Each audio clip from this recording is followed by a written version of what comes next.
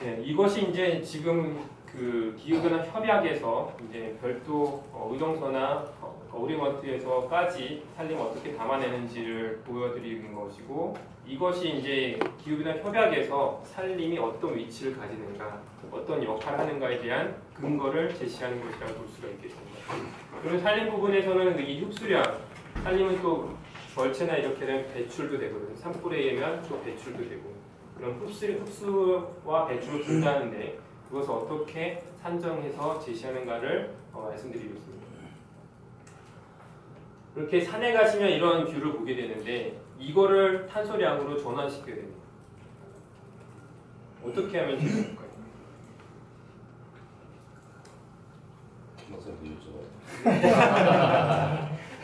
가장 좋은 거는 나무를 다 뽑아보고 그걸 건조시켜서 분양을 재면 되는 거예요. 근데 딥하게로 해야 됩니다. 이거 이렇게 아름다운 산을 다 뽑아서 할 수는 없으니까. 그래서 이것을 여기서 탄소량을 정하려고 하면 보이는 것부터 해야 됩니다. 나무가 보이니까 나무를 해야 되겠죠. 근데 나무가 그냥 있는 게 아니라 뿌리가 있겠죠. 안 보이는 뿌리까지도 이 하나의 바이오매스로 봐야 됩니다. 그 바이오매스에 대한 것들을 보고, 그 다음에 여기 고사목도 보이시죠? 고사목도 분해가 엄청나게 느립니다. 이 나무가 생장하는 기간만큼 분해가 이루어진다. 물론 그보다 좀 짧겠지만 그 정도의 기간으로 천천히 분해가 된다라는 것들을 얘기를 하고 있습니다. 그리고 그 아래 이제 걷다 보면 이제 거기에 낙엽도 있고, 그 밑에 모든 이 산림 생태계의 기반인 토양이 또 있습니다.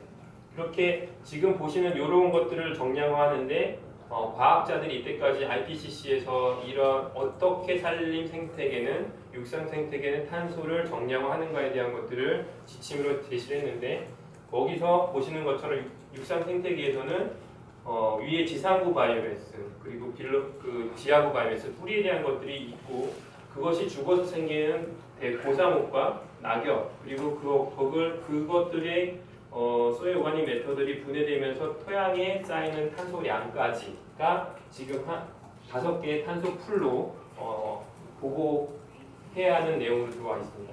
이 5개는 별도 1차 공약 기간에서는 5개 탄소 풀로 보고가 되어야 했고요.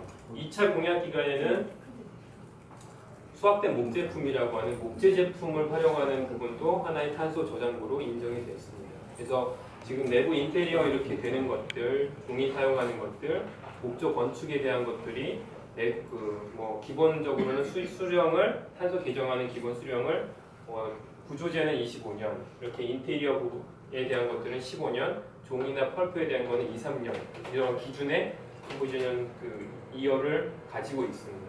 그래서 이제 이게 교토 저제에서 하는 거죠? 예, 교토 1기와 교토 2기 그리고 아까 보신 것처럼 파리협정은 교토 2기에 대한 기존의 지침과 방법론을 따라야 되기 때문에 이것을 그대로 반영해서 넘어가게 됩니다.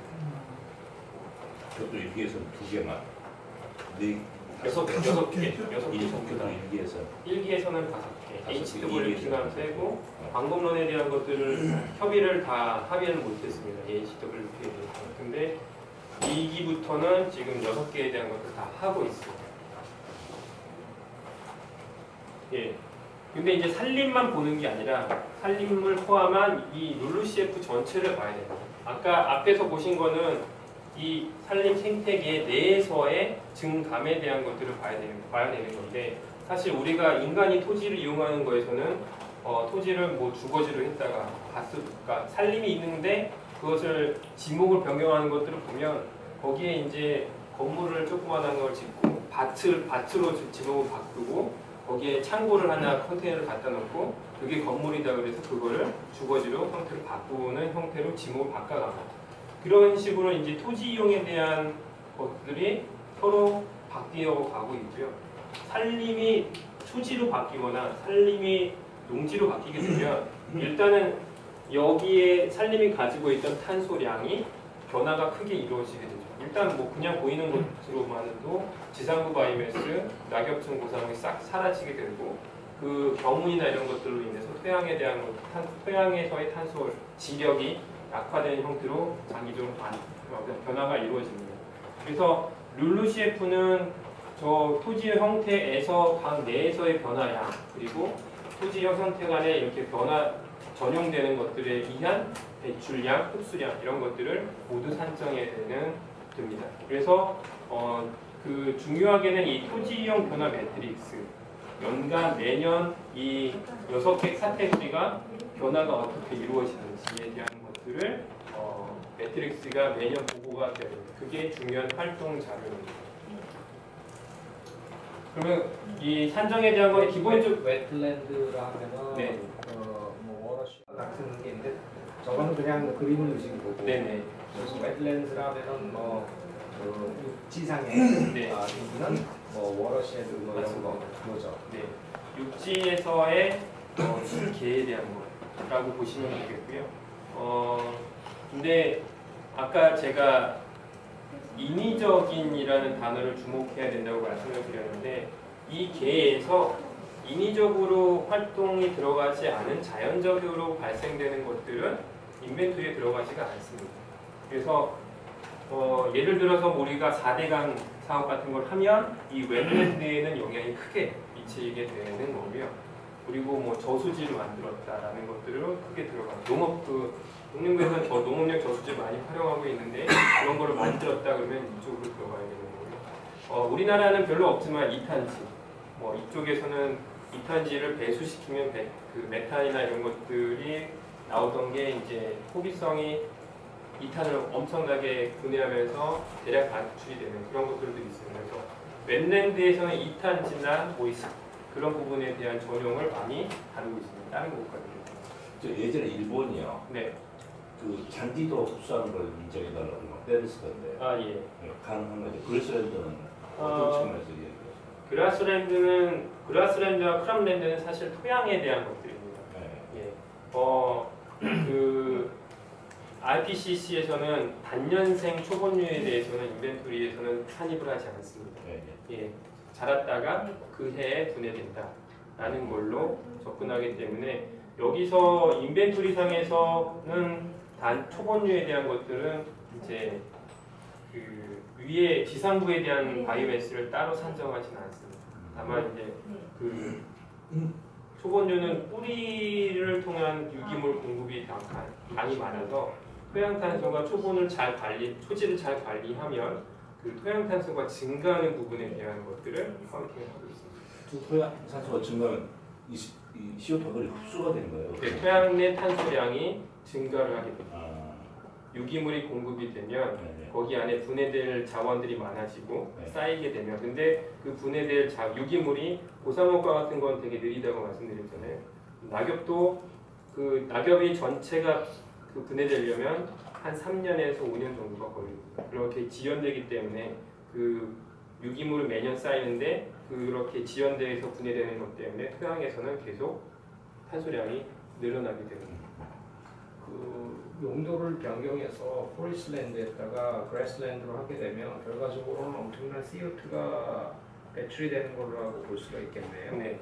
저기 요즘에 제가 디테일하게 팔로우는 안 하지만 우리 협상에서 보면 에그리컬처가 굉장히 중요하게 들어오고 있잖아요. 네. 이젠 저거 받으려는 것 같고 제가 이해하기로 네. IPCC에 의하면 지금 저거는 제외된다고 그러는데 그럼 IPCC가 더 추가적인 작업을 해야 된다는 얘기인가요? 아닙니다. 지금 그라스랜드에서의 홍목 임업에 대한 것들은 이제 페르티컬처, 뭐 실비컬처 이런 것들로 라틴이나 뭐 그런 부분 동남아시아나 열대 쪽에서 많이 하고 있습니다. 근데 지금 저희가 생각할 때는 그냥 초지는 그냥 풀밭만 있는 건데 홍목은 그 목축업할 때 그 대상 그 가축의 복지를 위해서도 그늘을 제공하기 위한 나무 이런 것들을 얘기를 하고 있습니다. 홍목 임업에도 이 나무에 대한 것들은 많이 들어가 있고요. 그런 것들은 이제 산림에 사는 방문에 똑같이 그 제한적인 부분에 대해서만 되는 거죠. 네. 그죠? 근데 말씀드린 것처럼 요 그라스랜드나 트람랜드에 대해서도 토양이라는 저장량을 늘리는 그런 감축 기술이 있습니다. 최근에는 바이오차 이런 것들이 이제 중요한 감축 기술로 들어가고 있는 게 어쨌든 토양에 유기물을 주입하는 그런 관리 방법 기술들을 계속 개발을 하고 있습니다. 그리고 그거를 최신 IPCC 가이드라인에 탑재를 하려고 과학자들이 그런 노력을 하고 있습니다. 박사님, 그 망그로브 같은 경우는 어디로 쏠까요? 망그로브는 해안에서 주로 하게 되는데 일단 해양 생태의 해안 리메로 이제 카운팅이 됩니다. 근데 룰루시페가 아니에요? 들어갑니다. 육지에 접하는 부분은 이게 들어갑니다. 포레스트랜드로 들어요? 웨트랜드로 들어요? 망그로브는 사실 포레스트랜드 쪽에서 거의 다루고 있습니다. 해안이긴 하지만 저희가 해안림을 저희가 산림 쪽에서 관리를 하듯이 이 맹그로브는 그 산정 방법이라든지 그런 것들이 생태라든지 그런 것들이 산림 쪽에서 그렇지 않은 게 더 타당하고 해양 쪽에서 접하는 게 어렵기 때문에 거의 대부분 나라들이 산림 쪽에서 커버를 하고 있습니다. 우리나라 같은 경우 수변 생태 관리를 해서 수변에서 나무를 심는 경우는 어디에 해당하나요? 그거는 다 산림 쪽에서 거의 다 합니다. 그리고 수변에서 하는 거는 이게 약간 애매한데 주거 지역에 이 도시 지역에서 한다고 하면 주거 지역의 녹지에 대한 것들로 카운팅이 들어가고요. 근데 그게 약간 애매한 이제 도심지인지 산림지인지 이런 것들이 약간 애매한 부분들은 이제 부처 간에 그런 부분이 좀 필요합니다. 그래서 아까 말씀드린 여기서의 토지용 매트릭스가 대단히 중요합니다. 근데 아쉽게도 아직 우리나라는 그 매트릭스를 만들지 못하고 있습니다. 그게 중요한 포인트가 뒤에서 좀 말씀드리겠습니다. 그래서 산정에 대한 것들은 다른 부분이랑 동일합니다. 에미션 팩터, 활동 자료와 에미션 팩터를 해서 기본적인 컨셉은 동일한데 세부 개수에 대한 것들이나 통계에 대한 것들이 이제 각 부문별로 달리 산정이 된다고 보시면 되겠습니다. 그러면 이쪽 룰루CF 쪽이 그럼 국제적으로 MRV 한가 IPCC 가이드라인을 이렇게 보시게 되면 95년도에 나왔는데 저 가이드라인을 본 사람은 정말 거의 없습니다. 그리고 저건 나왔다가 바로 사라지고 96년도에 리바이즈드가 나왔죠.